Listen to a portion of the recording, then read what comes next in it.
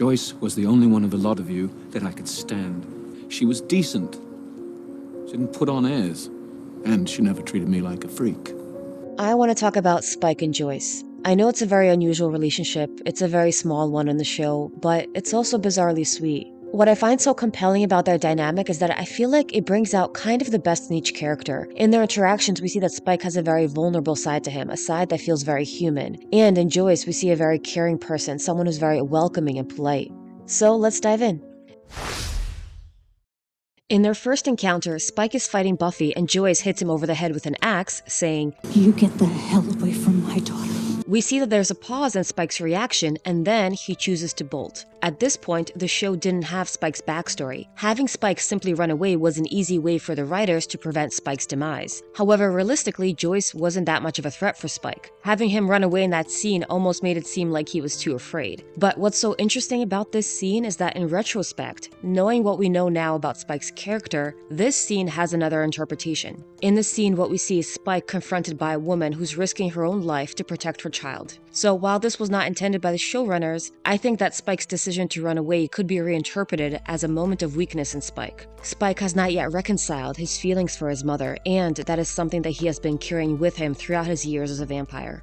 Going forward, we never see Spike display any violent behavior around Joyce. When Spike and Buffy run into Joyce in Becoming Part 2, Spike plays along with Buffy's fib that she's in a band. We then see Spike and Joyce sitting awkwardly in the living room. And this is where we see Joyce being what I call a quintessential adult. Even though it's an unusual situation and Joyce has just been hit with a bombshell, she just found out her daughter is a vampire slayer, she manages to be polite and makes light conversation with Spike.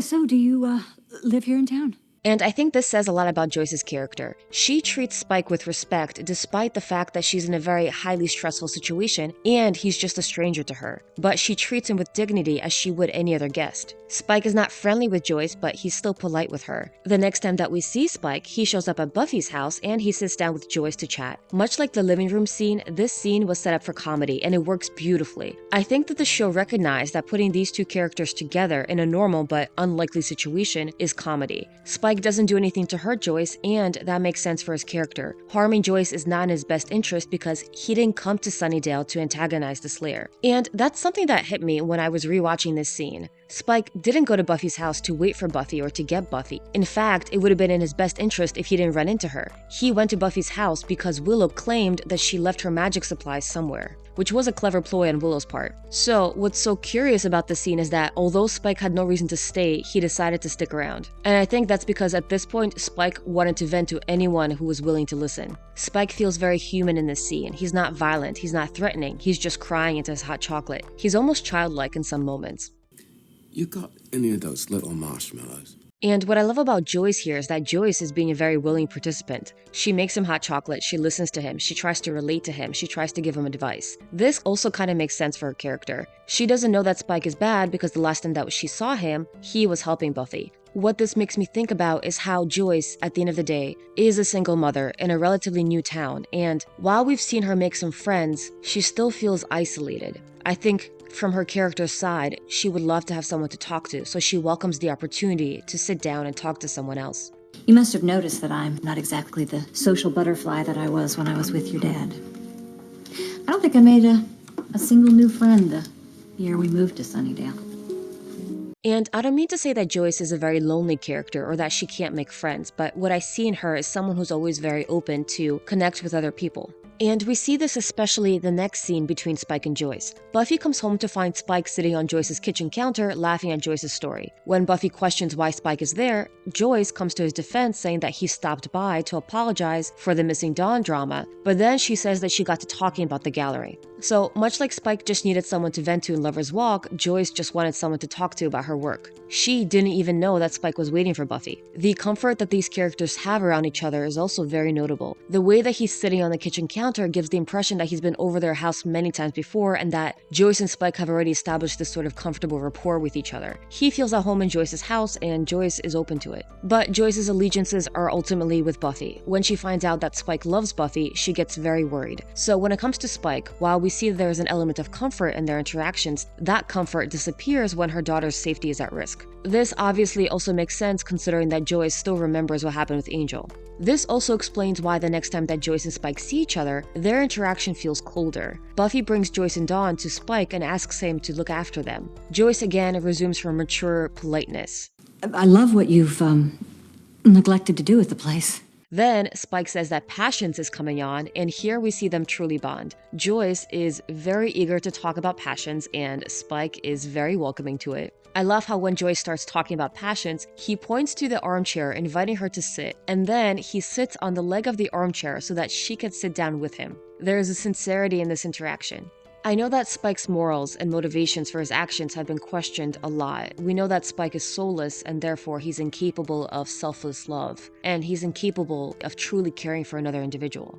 While it's not brought up often, I think that his relationship with Joyce brings up an interesting quality about his character. Throughout his interactions with Joyce, there was often a very practical reason for why Spike didn't attack Joyce. At the end of Season 2, he needed Buffy on his side, so he had no incentive to hurt Joyce. In Season 3, he didn't come to Sunnydale to attack Buffy, and so it wasn't in his best interest to hurt the Slayer's mother. In Season 5, he likes Buffy, so he has an interest to make friends with the mom. So we can chalk up all of Spike's actions around Joyce as purely selfishly driven. After Joyce passes away, we see that there is more to it than that. Spike brings flowers to Buffy's house after Joyce's wake. He argues with Xander, saying that this is not about Buffy, that he honestly liked the lady. As Willow points out, he didn't bring a card. So with this revelation, we come to realize that Spike meant everything that he said about Joyce. He appreciated how this woman treated him. He enjoyed her company. This is a testament to Joyce's character and, in some ways, to Spike's. He found a sliver of a connection with another human being. Spike is ultimately soulless, so he can never really love selflessly, but we do see that he does form attachments to other people and not just Buffy. Something else that I found very interesting about Spike's character is that he gravitates towards women. Out of the Scoobies, we see that he gets closest to Willow besides Buffy. We also see that he kind of bonds with Dawn and he bonds with Joyce. When he moves over to Angel, the first person that he starts to bond with is Fred. This character trait makes a lot of sense based on what we find out about Spike. In Season 7, we find out that Spike has deep-seated trauma related to his mother. Spike's relationship with his mother shaped his personality and set a precedent for his relationships with women. He loved his mother so much that he wanted to be with her forever, which is why he turned her. So he spent 100 years thinking that his mother resented him even though he still loved her. That's the chip that he has been carrying on his shoulder. So while this was not intended by the show, with this new knowledge, Spike's relationship with Joyce and his final words about Joyce feel even more sincere. His backstory suggests that he has spent his life looking for a woman that will love him unconditionally, as his mother used to love him before she became a vampire. I love how Spike's backstory also provides a parallel to Angel's backstory. Both Spike's and Angel's personalities as vampires have been shaped by their parents. And I think it goes to show that sometimes it's hard to escape your upbringing. Angel's resentment towards his father is something that he has carried with him through his years as a vampire. Liam spent his human life being demeaned and put down by his father. And I know that fans have long speculated as to why Angelus became as vicious as he did. And there's this theory floating around that Angel is different from Angelus because he didn't get Liam's soul, he got someone else's. But I think that oversimplifies Angel's character. Humans are complex, and characters in the Buffyverse are complex. To suggest that Angel and Angelus are different simply because of a different soul, I think demeans the complexity of this character. Victims of abuse can grow up to become abusers themselves. The first thing that Angel did as a vampire is to kill his father. As a parallel, William spent his life being coddled and praised by his mother. One of the first things that he did when he became a vampire after a few days of gallivanting with Drew was to come back to his mother in order to turn her. What both of these men really wanted was acceptance by their parents. In the relationship between Spike and Joyce, we could see that Spike has a very human side to him where he appreciates another human being. Joyce naturally never had a reason to distrust Spike. She wasn't privy to the same information that the Scooby Gang was privy to, and so it made sense for her to be kind. Joyce herself has received her fair share of criticisms, and despite all of these criticisms, I've always seen her as a very welcoming individual. What I think about when I think of Joyce is the woman who invited Faith over for Christmas, because she knew that out there was a 16-year-old girl with no place to go. And we see that aspect of her character when she interacts with Spike.